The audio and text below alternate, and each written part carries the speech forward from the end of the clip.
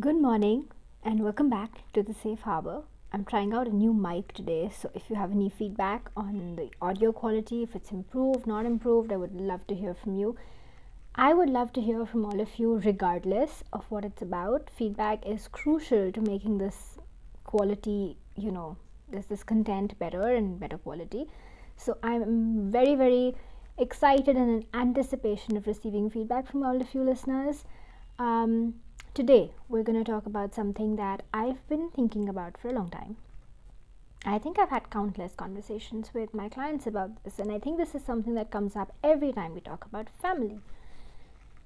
Today is about how to feel loved and why we don't feel loved a lot of the time.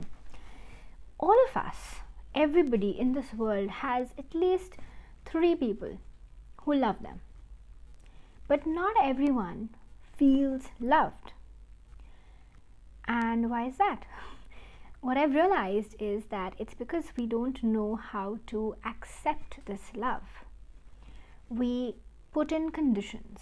We will only feel loved when we are loved in the way we understand. So what happens very often is that you end up rejecting the other person. The person who loves you is giving you love from their side. You reject it because you say, no, this doesn't make sense to me. And because you've rejected it, you didn't let it in, so you don't feel loved. And what is left? You're left with unhappiness and negativity when actually you could have been positive. Now let me break this down a little further, and let me also bring in why this happens and why it's such a common problem. Let's talk about parents. Okay, so parents behave in sometimes really what we think is really, really mean. They're very no holds barred and tell us some home truths that, well, may not be truths even, it's just what they think. And every time I've had a conversation with a client about a difficult parent, and I ask them one question: does your parent behave like this with anyone else? And most of the time the answer is no. So what does that mean? They're doing this to you out of concern. That concern is coming from a space of love, from attachment. They care enough about you to make your life hell. I mean, I'm exaggerating, but in some cases it's not even an exaggeration. So now, what to do in this situation?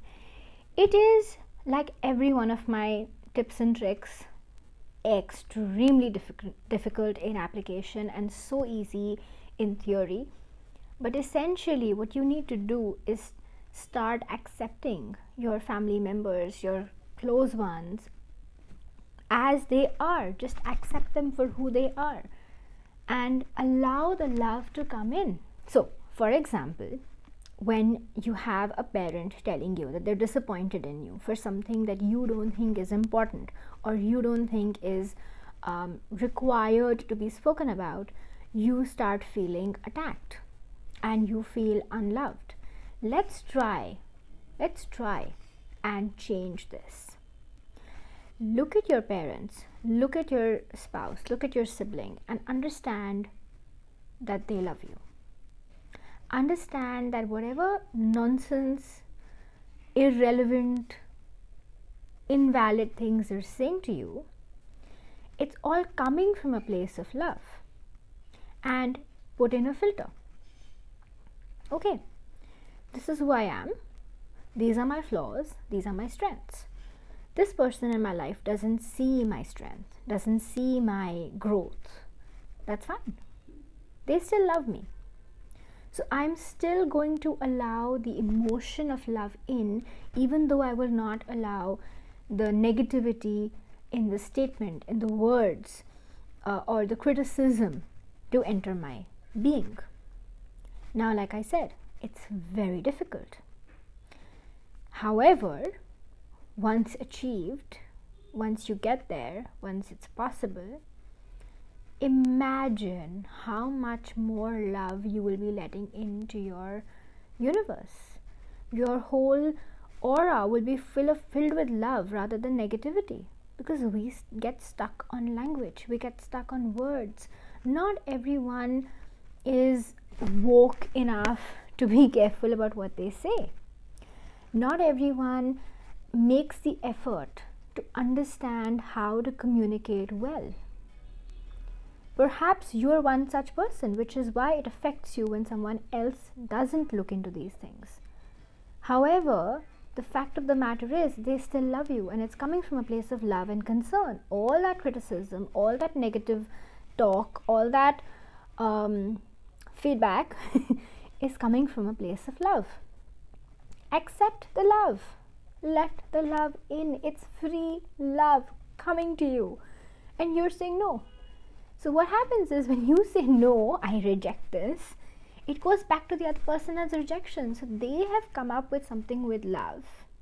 However horrible it may be, you are rejecting their love. So they also feel unloved, you also feel unloved, when it is actually a case of two people loving each other too much, too fiercely. So here's my latest suggestion to help improve the quality of life that you all are living right now, and that is to let the love in. And I'm just going to put in that disclaimer again, it's very difficult, but try. I'm trying, and I'm seeing how my life is a lot more wonderful because of that.